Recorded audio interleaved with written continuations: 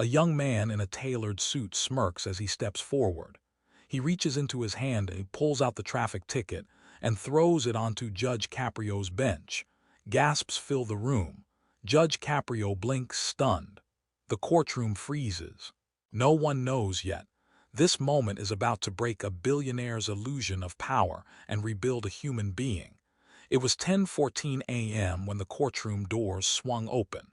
Heads turned immediately. Nobody entered that room like that unless they were trying to be seen.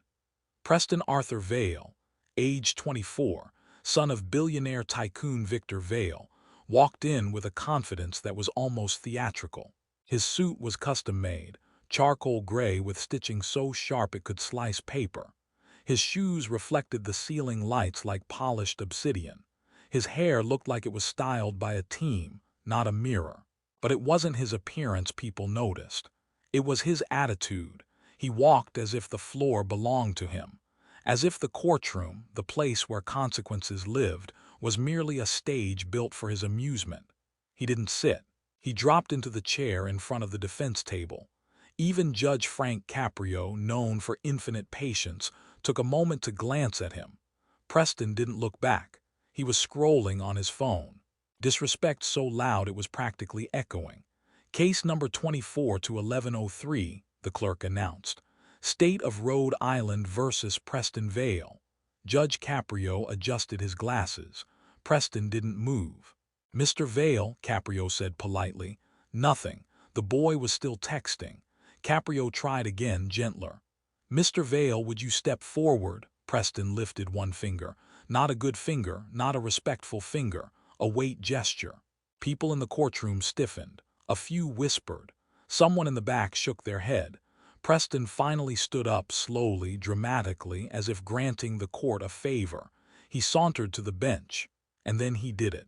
He threw the traffic ticket onto Caprio's bench like it was trash. A bold, sharp slap of paper against polished wood. A gasp tore through the room. Preston smirked. That's it, he said. That's the thing you dragged me out of my mourning for. Caprio didn't move, didn't blink, didn't flinch. He simply studied the young man. Mr. Vail, he said quietly, did you just throw your summons at the court? Preston shrugged one shoulder. It's just a stupid ticket. Caprio exhaled softly. Son, nothing is just a ticket when you're standing before a judge. Preston rolled his eyes. My father will handle it. Caprio's eyebrows lifted slightly. Oh, and what exactly will your father handle, Mr. Vail? Preston leaned one hand on the bench and said the line that would haunt him. Everything. He always does. The moment Judge Caprio opened the case file, something in his expression shifted. His brows tightened. His lips pressed together. A quiet disappointment settled into the lines around his eyes. This wasn't just a speeding ticket. Not even close. He tapped the keyboard, and a video window appeared on the courtroom screen. A hush fell over the room. As the footage loaded, the faint hum of the courtroom lights became the only sound, as though even the building itself sensed that something heavy was about to unfold. A timestamp appeared in the top corner. 6:41 a.m. Municipal Parking Garage. Level B2, the view was crystal clear. No shadows, no blur, no doubt. The camera looked down at a sleek matte black Mercedes idling near the exit ramp. The engine's growl could practically be felt through the speakers, deep, entitled, impatient. But the car wasn't what froze everyone. It was the man beside it. An elderly man in a wheelchair, leaning slightly forward, trying to pick up a bag of groceries that had toppled from his lap. A loaf of bread rested on the concrete. A can rolled lopsidedly until it hit a wall. A glass bottle had already shattered, the liquid slowly spreading across the ground like a quiet spill of defeat. The old man lifted a hand, waving politely, apologetically even, as if his existence was an inconvenience. He mouthed the words, "One moment, please." Preston behind the wheel didn't show a flicker of patience. He honked. Not a quick tap. A long, aggressive blast that echoed brutally through the garage. He rolled down the window with a sharp motion. "Move, you're blocking the exit." The old man tried. God knows he tried. He angled the wheelchair, the small front wheels catching painfully on a raised metal lip in the concrete, one of those tiny ridges no one notices unless they're confined to wheels. His hands trembled with the effort. Caprio's jaw tightened as he watched. The courtroom held its breath. Then the video cut to something worse, much worse. Preston opened his car door, but not to assist, not to check if the man was all right, not to show even the barest minimum of human decency. He approached with the irritated swagger of someone who believed the world owed him everything. He placed one hand on the wheelchair's handle and shoved it aside. The old man jerked, nearly tipping out of the seat. His groceries scattered completely now, a shower of items hitting the floor with hollow, gut-wrenching clatters. A second loaf. A crushed carton, a can that split open. A plastic container rolling helplessly away. Preston didn't stop. He didn't look back. He stepped over the spilled food, stepped over the broken glass, stepped over the dignity of a man old enough to be his grandfather. He got back in his Mercedes, revved the engine, and sped off. The video ended, but the silence stayed. A suffocating, moral, inescapable silence. The courtroom gallery looked horrified, some covering their mouths, others staring at Preston like they were seeing him for the first time. Even the court clerk's hands paused mid-type. It felt as if the entire room had been struck by cold air. Judge Caprio let the screen remain frozen on the final frame for a long moment, the image of the old man struggling alone. Then he slowly reached out and pressed pause. The screen faded to black. Caprio turned his gaze to Preston, but his eyes weren't angry. That would have been easier. They were disappointed, deeply, profoundly, painfully. "Mr. Vale," he said quietly, "do you have anything to say?" Preston rolled his eyes, actually rolled them. His arms folded, his jaw jutted forward. "It wasn't even that big a deal," he muttered. The shock that rippled through the courtroom was almost physical. And then the back doors opened. Not loudly, not dramatically, just a soft, slow, steady push that carried more weight than any shout could. Every head turned. A wheelchair appeared in the doorway. The same wheelchair from the video, the same man sitting in it. But this time he was not alone or invisible or struggling in a cold concrete garage. He was entering with dignity, with presence, with truth. The clerk stood straighter, eyes wide. Someone in the gallery whispered, "Oh my God!" Preston's smirk evaporated instantly, wiped from his face like someone had yanked it off. His lips parted. His breath caught. A thin line of sweat formed at his hairline. His entire body stiffened as Arthur McNeil rolled slowly to the front of the courtroom, stopping mere feet from the bench. Judge Caprio leaned forward gently. "Mr. McNeil," he asked, voice dipped in respect. The elderly man nodded. His expression was calm, but in his eyes was a lifetime, pain, service, sacrifice. And Caprio turned to Preston again, but this time with a sadness so heavy it pierced deeper than fury ever could. "You shoved a decorated veteran, Mr. Vale." Preston's mouth fell open. I didn't know." Caprio held up a hand. Soft, firm, unshakable. "You didn't care to know." The courtroom absorbed that sentence like a stone sinking into still water. Nothing else needed to be said. Because the truth had already spoken. The father on the phone, the clerk whispered something to the judge. Caprio raised a brow. "Mr. Vale," he said quietly, "your father is on the phone. He asked to speak." Preston smirked again. Relief washed over him. Finally. But the tone that came through the speaker was not relief. It was cold. It was broken. It was nothing like Preston expected. "Your Honor," the voice said shakily, "this is Victor Vale." Preston straightened. "Dad, Preston." His father's voice cracked. "I saw the footage." Preston froze. Victor continued. "I did not raise you to treat people like that. I failed you if that's who you've become." The room went dead silent. Preston swallowed hard. "Dad, you always said you'd fix." "No." Victor's voice hardened. "Not this, not today. Not ever again." Preston felt the floor tilt beneath him. Victor inhaled sharply. "My life was saved by a man just like the one you shoved. A man I owe everything to. And you, my son, humiliated someone like him." Preston's eyes burned. He tried to speak, but his father continued. Your Honor, I'm not asking for leniency for him. I'm asking for the opposite. Preston's knees nearly buckled. Judge Caprio turned to the elderly man.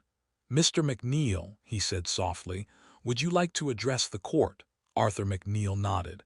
But when he spoke, it wasn't with anger. It was with quiet power. I'm not here for revenge, he said. I've seen enough war for 10 lifetimes. I'm here because someone needs to tell him the truth. He turned to Preston. Son, you think the world owes you something because of who your father is. But someday you'll realize the world doesn't care who you are unless you care about people. Preston's breath hitched. Arthur continued. I don't want him punished, Your Honor. I want him to see the weight of what he did. To understand dignity, humility, humanity, Caprio nodded, that is fair. Preston looked at Arthur, really looked at him for the first time. Sir, I'm sorry, he choked. But Arthur shook his head gently. Don't tell me.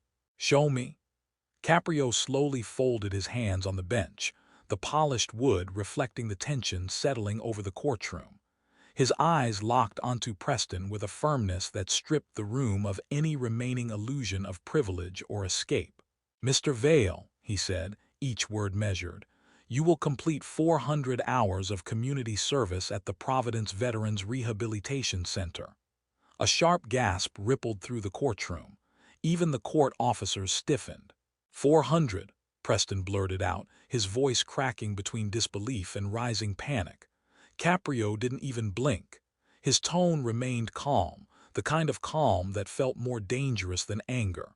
You, he continued, will mop floors, clean hallways, change bedding, assist in physical therapy sessions, deliver medical supplies, push wheelchairs, serve meals, and most importantly, listen to stories you never cared to hear. Preston felt something hollow open in his stomach. Caprio wasn't merely giving him a punishment. He was giving him an education, a reckoning. And, Caprio added without looking away, Mr. McNeil will supervise the first 2 weeks of your service. A chill crawled down Preston's spine. His breath hitched. The idea of facing Arthur McNeil day after day, of standing before the man he had spat on, suddenly felt heavier than any jail sentence. Caprio leaned forward, his eyes narrowing just slightly. And if you fail even one single day, the room froze. Even the fluorescent lights seemed to buzz quieter. He let the silence hang just long enough for Preston's heartbeat to turn into thunder in his ears. You will spend 30 days in county jail. No exceptions, no extensions, no calls to your father, no private arrangements. Preston's knees weakened. His world, built on money, connections, and invincibility, collapsed like a paper castle under a storm. Before he could form a response, Victor Vale's voice came through the speakerphone, grim and unwavering. I agree completely. Preston's head snapped toward the speaker as if struck. His father agreed. His father, the man who fixed everything, erased everything, bulldozed consequences for him since childhood, was letting this happen. Worse, endorsing it. His chest tightened. His throat burned. The realization sank like iron. There would be no rescue today. No shortcuts. No shield. Caprio picked up the gavel with deliberate calm. To Preston, it felt like a hammer about to shatter the last pillar of his old life. Case adjourned. The gavel fell. A clean, final, echoing crack. And with that single strike, Preston Vale's life split into two, the life he had been living, and the life he would be forced to face.